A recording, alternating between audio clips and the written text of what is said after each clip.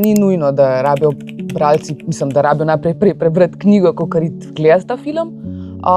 Je pa lahko kot nek tak raziskovalni pristop, da vidiš, kako izgleda knjižna različica in kako filmska. Zdaj ne vem, če je pogoj za ogled filma branje knjige.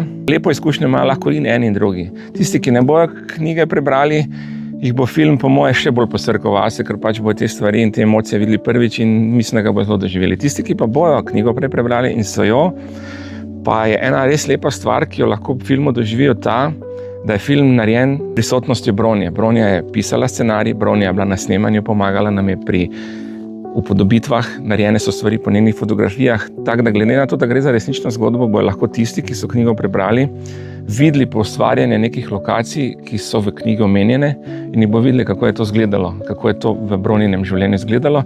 Poleg tega, da so noti tudi razni takšni momenti, rečemo vse rentgenske slike v filmu, so resnične slike, nam jih je res Bronja dala, tako da ko bojo videli te fotografije, ki jih ona tudi v knjigi omenja, rečemo eno verižico, ki se je videla na rentgenu in podobno, to so res te fotografije.